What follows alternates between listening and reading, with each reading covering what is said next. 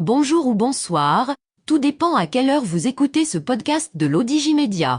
Notre chroniqueur invité, Aziz Bousseta, partage son avis et ses réflexions dans un article qu'il a intitulé « L'Algérie, l'enfant gâté qui distribue les gâteries ». Alors écoutons-le dans ce podcast. L'auteur commence son article ainsi. La tolérance et la magnanimité dont bénéficie l'Algérie de la part de tant de pays et d'ONG dans le monde est proprement effarante.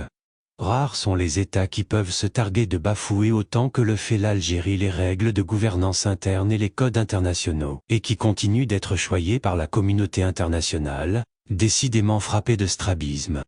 Bien que l'Occident soit engagé dans une lutte existentielle contre l'Empire russe en difficile régénération, les relations très étroites d'Alger avec Moscou ne semblent déranger personne, en dehors de quelques déclarations publiques et de coups de menton virils. Les États-Unis ont adopté quelques discrètes lois pour sanctionner les États africains qui commercent avec la Russie, et les mêmes États-Unis ont acquis depuis quelques années un leadership accru sur l'Europe, mais ni Washington ni Bruxelles ni les grandes et moins grandes capitales européennes ne sévissent contre Alger, qui alimente pourtant significativement le trésor de guerre russe, 16 milliards d'achats d'armes en 2023. L'auteur poursuit son article ainsi.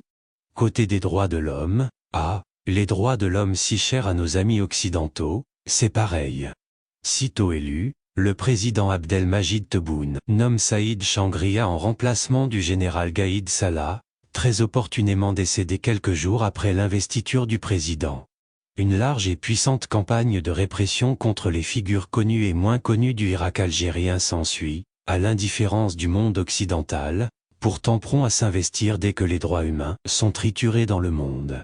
Mais en Algérie, rien de tel, on peut emprisonner qui on veut, et on emprisonne qui on veut pour n'importe quel motif, même les plus farfelus, personne ne réagit vraiment.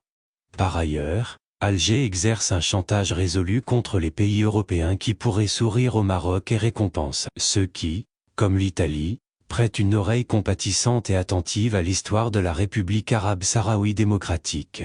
Mais l'Union européenne, malgré des préoccupations, peu audibles et encore moins convaincantes, ne donne pas l'impression de faire pression sur Alger. L'enfant gâté est on ne peut plus gâter. L'auteur mentionne ainsi. Sur le plan démocratique, le président algérien a été élu avec 20% des inscrits, à l'issue d'un scrutin Far West contesté par à peu près tout le monde en Algérie et peu crédible aux yeux de l'étranger. Mais tout le monde le félicite, et semble même se féliciter de la fin de cette longue saga sociale et politique qui avait jeté des millions d'Algériens dans les rues pour demander la fin du système. Ce même système a été rudement épinglé dans un rare accès de réalisme par le président français Emmanuel Macron en septembre 2021, avant qu'il n'oublie et se mette à fréquenter un régime pourtant si peu fréquentable. Sur le plan sportif, l'Algérie, qui a organisé le tournoi panafricain des locaux et celui des U17, a enchaîné les entraves au règlement de la CAN et de la FIFA en multipliant les actes éminemment politiques, mais ni CAN ni FIFA n'ont vraiment réagi à cela. On imagine sans peine les cris d'orfraie qu'on aurait poussés Urbi et Orbici, lors d'une ouverture d'une compétition panafricaine. La FRMF avait diffusé sur grands écrans les images de l'allégeance de la Jemaah de Feu Joumani à Feu Hassan II. L'auteur précise ainsi. Plus grave, bien plus grave encore, la multiplication des manœuvres militaires avec les Russes, à quelques centaines de kilomètres au sud de l'Europe, en guerre quasi ouverte contre Moscou en Ukraine. On parle même de Wagner du côté de Tindouf, et là aussi, étrange mutisme officiel des Européens et de l'OTAN, juste des pressions discrètes et des déclarations un peu indignées. Ces réactions timides ont fait changer d'orientation au président Tebboune sur le groupe Wagner, mais la volatilité des positions algériennes est connue de tous, et admise par tous. Étrangement, surtout lorsqu'on connaît la solidité des relations entre Alger et Moscou, qui fournit 80% de l'arsenal militaire algérien. C'est à se demander les raisons pour lesquelles le régime algérien est si ménagé, si gâté, sans doute les gâteries généreusement distribuées ici et là, partout, tout le temps, à tout le monde. La manne énergétique algérienne fait des miracles et son objectif principal, qui devrait être le développement du pays, se trouve être le financement de l'animosité à l'égard du Maroc.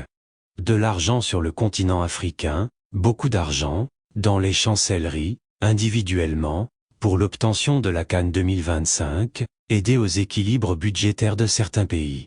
L'argent des hydrocarbures ne sert pas les besoins de développement de l'Algérie mais l'obsession d'affaiblir ou d'isoler le Maroc. En Italie, Dame Meloni a obtenu du gaz, beaucoup de gaz, à prix bas, très bas, en faisant en échange profil bas devant Alger. En France, on évoque prudemment un financement de la campagne 2017 du président Macron qui, dans son tropisme algérien, n'est manifestement pas seulement guidé par la nécessité de régler la question algérienne et sa mémoire. L'auteur conclut son article ainsi. Dans cette hypocrisie générale, seuls les Chinois, les Russes et les Saoudiens savent y faire avec les militaires d'Alger, ne se laissant impressionner ni par leur dollar, ils en ont, ni par la méchanceté de ces militaires, ils peuvent l'être encore plus, et encore moins par la bêtise, il n'y a pas d'autre mot, de leur président. En un mot commençant, on ne pourra que s'étonner du paradoxe algérien en Occident, et face à cela, le Maroc serait inspiré de maintenir la vigilance au niveau élevé, lui qui est absent depuis quelque temps en Afrique, à Bruxelles, à Paris, entre autres. Rédigé par Aziz Bousseta, élu par l'intelligence artificielle de l'Odigimédia. Merci d'avoir écouté ce podcast de l'Odigimédia, ce bouquet de supports numériques, portail, magazine mensuel connecté, web radio et web TV. N'oubliez pas de télécharger notre application l'Odigi Mobile sur Play Store et de vous abonner à notre chaîne YouTube l'Odigi TV. Vous pouvez, aussi, nous suivre sur nos réseaux sociaux, Instagram, Facebook, TikTok, LinkedIn et Twitter. Ou encore, vous inscrire sur notre newsletter quotidienne à partir du portail lodigi.ma. Alors, on se dit au prochain podcast de nos chroniqueurs invités. Et à très bientôt, si et seulement si vous le voulez bien.